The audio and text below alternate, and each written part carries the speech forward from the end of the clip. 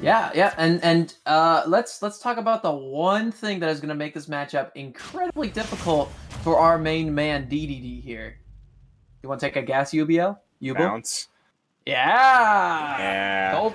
You get a cookie. Congratulations. Yes. Yes. Let's go. Oh, popping off. Yes. Okay, and a full charge side B to start off the match. 41% onto choka, or excuse me, onto Noot already. Cool. Yeah, Bounce and Accelerado gonna be really good for carrying up space. I'm sorry, Ubel. Go ahead. No, I mean that's kind of the name of the game here. A lot of times, well, Hero in general has had just an incredible renaissance of his metagame for the past couple weeks, really.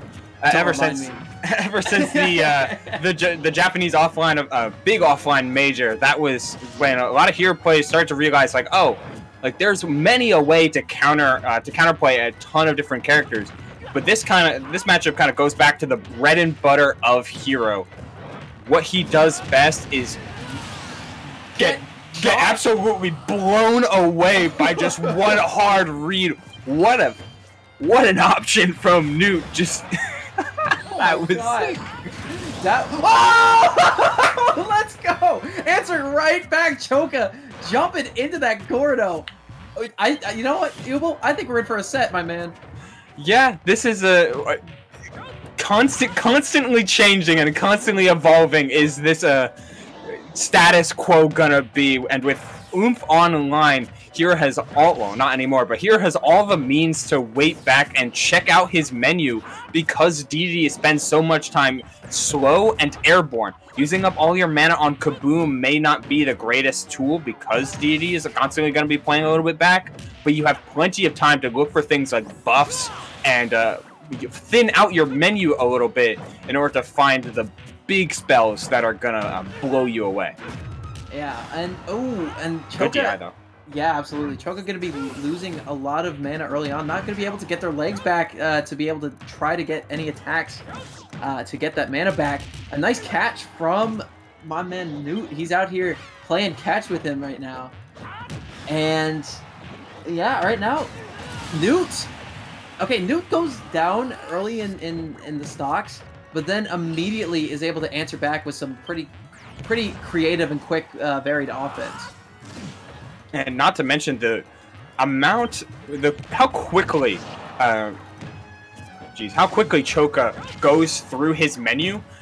Great on the reading part, like, yeah, you definitely got a really solid reading level, but also you're burning mana so quickly and not making up for it because he's not getting those hits, he's not getting those grabs. He's more or less using it as a means of, like, baiting Noot into approaching. But Noot's only taking stage. He's not trying to mess with Hero's generally larger buttons, as he doesn't have the mana to make it back. Wow.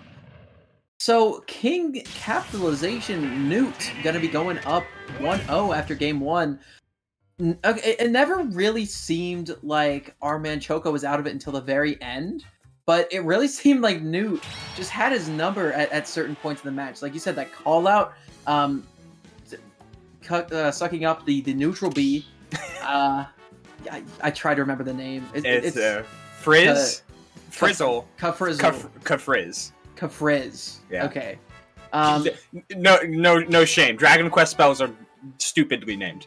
Hey man, that's all right. You gotta put the K in it sometime, you know. Yeah, but you know, good stuff there. But, you know, Choka also showed moments of brilliance, too, with the Accelerado bounce, catching the high recovery from Noot, just jumping right into the Gordo. And the Wolf switch? I mean, if there's any character to switch to, Wolf and Palutena are probably the most common and definitely some of the most powerful. If you have the fundamentals to play Hero and deal with that amount of ridiculousness and shenanigans that can come out from his menu, then you definitely have the fundamentals, or at least the mindset, to play Wolf, the much more overall consistent character. I think it's really funny you corrected yourself from fundamentals to just mindset. Hey, I mean, Wolf is a fundies character. I will stand by that. but Hero's less so. Yeah. No, Hero's takes a very unique skill set right now. And see, this is what we're talking about. Noot just kind of goes down early, and then might be able to get something kind of flashy in order to even it up. But right now, it definitely looks like Choka is just minding their space, doing a really good job keeping advantage, just keeping, you know, enough stage control that they could do stuff. And that's really making it hard for Noot to actually do anything. Yeah, I mean, I kind of completely agree, but it's a different setup from the idea of counterplaying Dedede, though. It's definitely very hard to counterplay this ledge play. Like, Gordo at ledge, man, it's been a tricky trap for many a player, and while Choka has found his way around it enough, not having something like bounce to rely on and somewhat rely on and completely avoid this position, Noot will freely and willingly send you back here all of the day and then look for the kill. What a great... Wasn't obviously intentionally a stage spike, but it was a good stage spike nonetheless. It just ended up being that way. I want to shout out Choka for just kind of hanging out on the ledge instead of committing to a bad option to get on stage. You know, they do take the Gordo hit, but it gives them a window of opportunity to recover without taking too much. But unfortunately, Noot was able to capitalize on that one and, you know, hit him with the down air to seal the deal on that stock. Yeah, and now the power of multiple jumps, while Dedede's aren't necessarily the best, he does have that hammer as a disjoint to keep himself covered and avoid some of the common traps of Wolf, being that massive down smash at ledge. Is he gonna do it now? No, he's gonna drop off Gordo. Oh no! Okay, but he's still living. He's still living. I definitely thought he was dead with the rage in combination with how light Wolf is. And the up smash gonna be punishing the up smash. And Choka is bleeding, but not out of it just yet. Yeah, 15%, like, you can utilize the gun a little bit, try and get him to, yeah, about 30. There's a lot more combos that Wolf can go for. Once the percents get a little bit higher, I mean, getting your jump, yeah, getting your jump called out is never gonna be the way to start a comeback. But I mean, more power to Noot. He's trying to stop the bleeding as quick as possible. He knows how much damage Wolf can pour on once the floodgates have opened, so he'll just rely on Gordo. He'll rely on his massive disjoint and hammer, things like F tilt and up air, etc., forward air, just to keep his space and keep himself together and wait for Choka to make his mistake. Waiting for Choka to Choka.